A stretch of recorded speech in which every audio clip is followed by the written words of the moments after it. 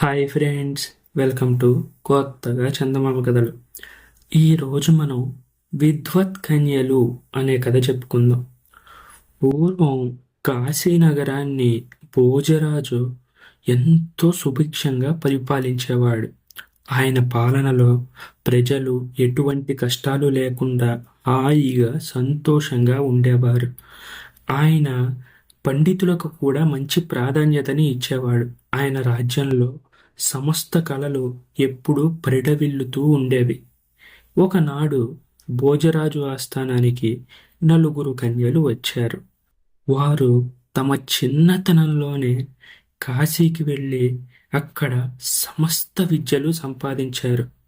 అయితే వారికి యుక్త వయసు రావడం వల్ల వివాహాలు చేసుకునేందుకు ఇళ్లకు వెళ్ళిపోతూ దారిలో ఇక్కడ ఆగారు. వారు నలుగురు సభలో అడుగు పెట్టగానే సభలో ఉన్న వారంతా వారి అందాన్ని చూసి నిర్ఘాంతపోయారు. వారిని చూసి రాజు, అమ్మ, అసలు మీరందరూ ఎవరు? ఎక్కడి నుంచి వస్తున్నారు? ఇక్కడికి ఏ పని మీద వచ్చారు? అని బోలెడన్ని ప్రశ్నలు అడిగాడు. రాజా, మేము కాశీలో పాండిత్యం సంపాదించాము. మమ్మల్ని మించిన పండితులు ఎక్కడైనా ఉన్నారా అని విచారిస్తూ ఇక్కడికి వచ్చాము. వేషభాషలలో మేము నలుగురము ఒకటిగానే కనిపించిన నిజానికి మేము 4 వేరువేరు రకాలమైన మనుషులం. అయితే దిగ్ధంతుల వంటి పండితులు గల మీకు మా గురించి కనిపెట్టడం ఎంత కష్టమైన పని అన్నారు ఆ కన్యలు.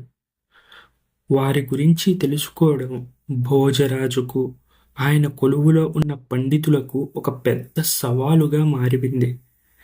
సాభిప్రాయంగా భోజిరాజు తన ఆస్థానంలోని పండితుల కేసి చూశాడు. వారందరి ముఖాలు వెలవెలపోయాయి. మీరు మా ఆతిథ్యం స్వీకరిస్తూ ఇక్కడ 3 రోజులున్నట్లయితే ఈలోపు మా పండితులు మీ గురించి తెలుసుకుంటారు అన్నాడు భోజరాజు ఆ నలుగురు కన్యలతో. వారు చిరునవ్వులు నవ్వారు. భోజరాజు చెప్పిన దానికి ఒప్పుకున్నారు. వారు ప్రతిరోజు సభకు వచ్చి వెళ్తున్నారు. పండిత చర్చలలో పాల్గొంటున్నారు. న్యాయస్థానానికి వెళ్తున్నారు. అక్కడ జరిగే న్యాయ చర్చలు, వాదనల్లో కూడా పాల్గొని తమ అభిప్రాయాలను వెళ్ళబుచ్చుతున్నారు. కానీ ఆస్థానంలో ఉండే పండితులకు వారి గురించి అసలు ఏ మాత్రమూ తెలియరాలేదు. వారి దుస్తులలో కానీ మిగతా అన్నిటిలో కానీ సామ్యం ఉన్నట్లే వారి ప్రవర్తనలో కూడా సామ్యం కనిపించింది. వారి మాటలో కానీ, యాసలో కానీ, తెలివితేటలలో కానీ, మనస్తత్వంలో కానీ వారి లక్షణాలు ఏమాత్రం పొడగట్టకపోవడం చూసి భోజరాజుతో పాటు ఆయన ఆస్థాన పండితులు అందరూ దిగ్భ్రమ చెందారు. ఇలా 2 రోజులు గడిచిపోయాయి. ఇంకొక్క రోజు మాత్రమే గడువు ఉంది. 2వ రోజు రాత్రి కాళిదాసు కవి తన మీద కంబళి కప్పుకున్నాడు. నలుగురు కన్యల విడిది బయట అరుగు మీద పడుకున్నాడు.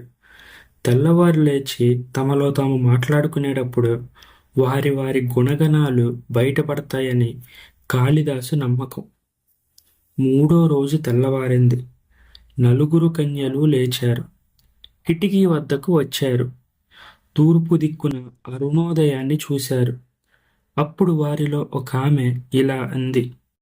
తూర్పు దిక్కున బంగారం కరిగించిన పాదరసంలాగా పచ్చబడింది. ఇంకో కన్య ఇలా అంది. మూర్ఖుల సభలో పండితుడిలాగా చంద్రుడు వెలవెలబోతున్నాడు.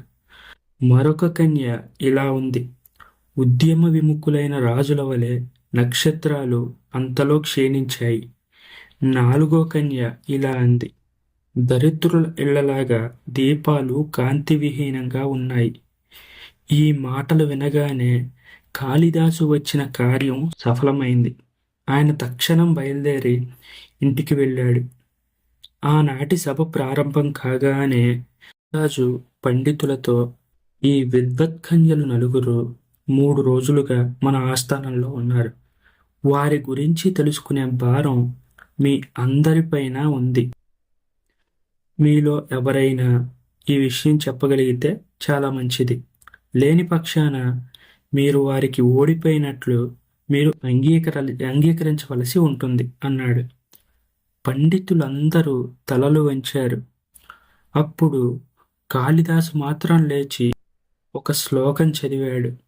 ఆ శ్లోకం చదివిన అనంతరం రాజుతో, మహారాజా, ఈ శ్లోకం 4 పదాలు నలుగురు కన్యలు చెప్పారు. ఇందులో మొదటి పాదం చెప్పిన కన్య కంసాలి వర్గానికి చెందినది. మిగిలిన పాదాలు చెప్పిన వారు బ్రాహ్మణ, క్షత్రియ, వైశ్య కన్యలు. కాళిదాసు చెప్పిన ఈ మాటలు వినగానే విద్వత్కన్యలు ఆయనకు ప్రమాణం చేశారు. ఆయన చెప్పింది నిజమే అని ఒప్పుకున్నారు. ఆ కన్యల పాండిత్యానికి, తమ గురించి ఒకంతట తెలియకుండా దాచి ఉంచిన వారి నేర్పరితనానికి భోజరాజు వారిని గొప్పగా సత్కరించాడు. వారు నలుగురిని తన ఆస్థానంలోనే ఉండి వారి పాండిత్యాన్ని తన రాజ్యానికి ఉపయోగపడేట్టు చేయమని వారిని కోరాడు. దానికి ఆ నలుగురు ఇలా జవాబిచ్చారు: మహారాజా, మాకు యుక్త వయసు వచ్చింది కాబట్టి మేము వివాహం చేసుకుని మా తల్లిదండ్రులకు ఆనందం కలిగించడానికి మా ఇళ్లకు వెళుతున్నాము. కాబట్టి తమరు ఒక పని చేయండి. తమ కొలువులో ఉన్న నలుగురు ఉత్తమోత్తములైన యువకులతో మాకు వివాహం చేయండి. అలా జరిగినట్లయితే మా తల్లిదండ్రులు కూడా ఆనందిస్తారు. మేం కూడా రాజకొలువులో ఉన్న వారిని వివాహం చేసుకున్నాం కాబట్టి కొలువులోనే ఉండి మీకు పాలనలో సహాయపడవచ్చు అన్నారు. ఈ సలహా భోజరాజుకు ఎంతగానో నచ్చింది. వెంటనే తన కొలువులో ఉన్న నలుగురు ఉత్తమమైన యువకులను ఎంపిక చేశాడు. ఆ నలుగురిని ఆ యువతుల వెంట వారి వారి ఇళ్ళకి పంపించాడు. వారి వెనక తాను కూడా బయలుదేరాడు. భోజరాజు స్వయంగా తమ కూతుర్లకు సంబంధం చూడడం, అంతేకాకుండా తన ఆస్థానంలోనే వారికి కొలువులు కూడా ఇస్తానని చెప్పడం ఆ అమ్మాయిల తల్లిదండ్రులకు కూడా ఎంతో ఆనందాన్ని కలిగించింది. వారు మరేమీ మాట్లాడకుండా ఎంతో ఆనందంతో తమ నలుగురు కూతుర్లకు పెళ్లి చేసి భోజరాజు ఆస్థానానికి పంపించేశారు. అనంతరం ఆ నలుగురు తమ భర్తలతో తిరిగి భోజరాజు ఆస్థానానికి వచ్చేశారు. వారు అక్కడే ఉంటూ పరిపాలనలో భోజరాజుకు చక్కటి సలహాలు ఇవ్వసాగారు. వారిచ్చిన సలహాలను పాటించి భోజరాజు తన ప్రజలను మరింత సుఖంగా, క్షేమంగా పరిపాలించడం మొదలుపెట్టాడు. వీరి సలహాలు రాజ్యపాలనకు ఎంతగానో ఉపయోగపడ్డాయి. ఈ కథ మీకు నచ్చినట్లయితే దీన్ని లైక్ చేయండి, మీ ఫ్రెండ్స్ అందరికీ షేర్ చేయండి. అలాగే ఛానల్ని సబ్స్క్రైబ్ చేసుకోవడం మాత్రం అస్సలు మర్చిపోకండి. Thank you friends.